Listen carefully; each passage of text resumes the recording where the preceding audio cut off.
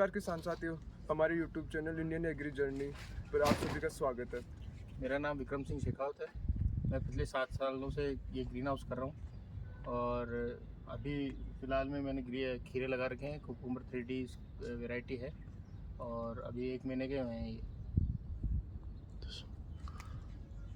तो सर आप यानी कौन कौन सी फसल लेते हो पॉली हाउस के अंदर? मैंने अभी तक एक खीरा ही लिया है। एक खीरा के अलावा और कोई भी? कुछ भी नहीं लिया अभी, केवल खीरा ही ले रहा हूँ। 7 साल से कम खीरा ही कंटिन्यू। और इसमें खीरे में यानी कोई आपको डिजीज वगैरह कोई यानी रोग वगैरह आए तो बहुत आते हैं रोग, तो उनका कंट्रोल कैसे करते हो? एक तो आप देसी तरीके से या फिर कोई पेस्टिसाइड या पहले तो देसी तरीके से होता है भाई, ऑर्गेनिक बेस पे करते हैं। उसके बाद में अगर उससे कंट्रोल नहीं होता है तो हमारे को पेस्टिसाइड का यूज़ करना पड़ता है। उसमें भी स्टेज है, पहले कम स्टेज का करते हैं, जैसे ग्रीन आता है, येलो आता है, ब्लू आता है, फिर रेड आता है, उस हिसाब से। तो अंकल जी साल में खीरे की आप फसल यानी 7 साल से कंटिन्यू ले रहे हो तो एक साल में कितनी फसल ले लेते हो? एक साल में 2 फसल लेता हूँ। अच्छा, 2 फसल लेते हो खीरे की और फिर बाकी पीरियड में खाली?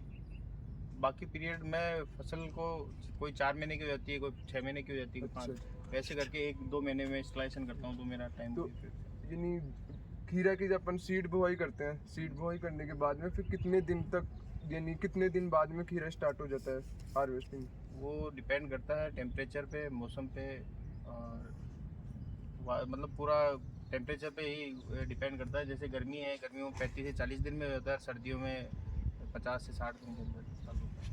अच्छा, तो अंकल जी आप पॉली हाउस किस बेस पर यानी आपने यानी 7 साल पहले क्या सोचा कि हम पॉली हाउस लगाएंगे इस यानी कृषि के और आप कैसे निर्भर? पहले से ही पिताजी दादा साहब वगैरह सब खेती बाड़ी करते थे। हाँ। फिर हम चले गए बाहर पढ़ने, बाहर पढ़ाई की, वहाँ देखा। मैंने मार्बल का व्यापार था मेरा, मैंने वो बंद करके मैंने ये स्टार्टअप किया। खेती में रुझान था क्योंकि मेरे पास ओपन फील्ड भी है। पहले वहाँ टमाटर वगैरह लगाए तो उनकी अच्छी पैदावार हुई। फिर अब किसान ये हमारे अधिकारी वगैरह हैं, कृषि अधिकारी, उन्होंने सपोर्ट किया। अंकल जी और आप यानी कितनी लेबर लगाते हो यानी काम करने के लिए? आपके पास 2 पॉली हाउस है। एक ग्रीन हाउस में कम से कम 4 बंदे चाहिए, कम से कम। और कितनी कॉस्ट है अंकल जी आपको इसमें यानी सरों में आप लगाए green house poly house? Depend करता है। जैसे मेरा पहला पॉली हाउस लगा था वो 35 लाख का था और उसमें मेरे को 10.5 लाख रुपए लगे, बाकी गवर्नमेंट ने सब्सिडी दी। इसमें मेरे 19 लाख रुपए लगे, बाकी गवर्नमेंट ने सब्सिडी दी, चाहे दोनों 4,000 रुपये। चलो हाँ, तो अंकल जी आप यानी खीरे की फसल मोस्टली क्यों लेते हो? खीरे की फसल इसलिए लेता हूँ क्योंकि एक तो पहले तो देखा जाता है कि अपने आसपास में भाई कौन कौन सी मंडियाँ हैं, कितना कंजप्शन होता है, ठीक है।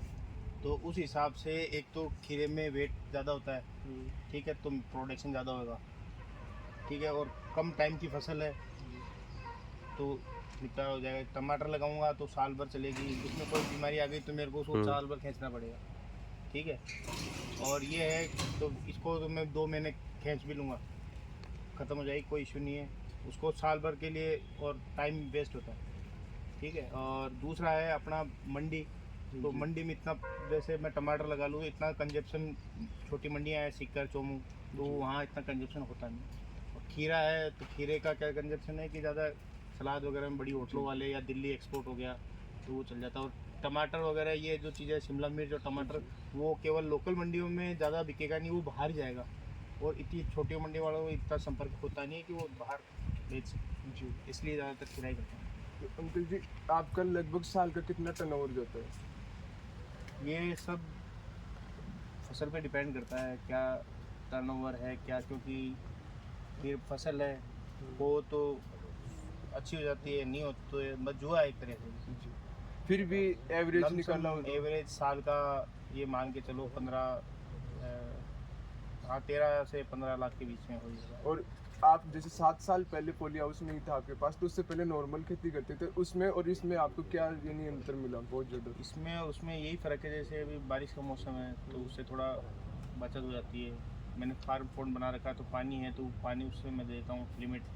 और जो बाहर के कीड़े वगैरह होते हैं, मच्छर मक्खियाँ, वो उनसे थोड़ा बचाव हो जाता है, समस्या हो जाता है। और उसमें ज़्यादा क्या है, जैसे अपने जानवर आते हैं, गाय हो गई, नील गाय हो गई, उनसे भी काफ़ी सेफ्टी है। तो अंकल जी, आप जैसे यानी बीज लगाने से पहले खीरे का, तो उसमें यानी मिट्टी में आप क्या क्या डालते हो? मैं मिट्टी में पहले तो इसमें जैसे गोबर की खाद हुई अपने गली हुई देसी गोबर की खाद होगी, वो डाल देता हूँ। उसके बाद में इसमें जो बाजूत वगैरह होती है स्लाइसन करके नीम का खाद ऑर्गेनिक बेस पे रहता हूँ मैं पूरा। जैसे नीम खाद है, आप देख सकते हैं ये यहाँ रखा हुआ है नीम खाद वगैरह, और सागरी का है जी। सागरी का डालता हूँ, और सुडामुनास है, पेसिलो है, और इनसे सबको इनको अभी डाल के और इनको 5-7 दिन के लिए रख दूँगा गीला करके, तो बैक्टीरिया पैदा हो जाएंगे, फिर वो बेड बन के बेडों के अंदर डाल देंगे। और अंकल जी, जैसे गर्मियों के टाइम में टेम्परेचर ज़्यादा जाता है, तो उसको मेंटेन करने के लिए आप क्या क्या करते हैं? कंपनियों ने तो क्या फोकर भी दे रखे हैं, ऊपर टॉप फोकर भी हैं, ये नीचे फोकर भी हैं, लेकिन वो क्या ज़्यादा ह्यूमिडिटी कम होती है जब तो अंदर की फोकर चलाते हैं, लेकिन फर्स्ट तो ये रहता है कि ज़्यादा टेम्परेचर हो तो हम ऊपर वाले फोकर चलाते हैं, और स्लाइड उसके बाद में स्लाइडिंग नेट खींच लेते हैं, तो उससे टेम्परेचर काफ़ी कंट्रोल हो जाता है। लेकिन आजकल जो ज़्यादा टेम्परेचर 50+ जा रहा है, तो उससे भी कंट्रोल हो नहीं पाता और फसलों को नुकसान ज़्यादा होता है।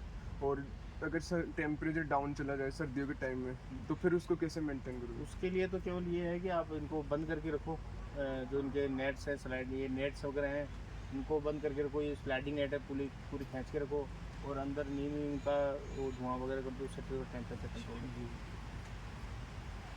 अपनी राय से ये बताओ कि छोटे जो फार्मर है ना, जो पॉली हाउस का यूज नहीं कर रहे, तो उनको आप क्या कहना चाहते हो?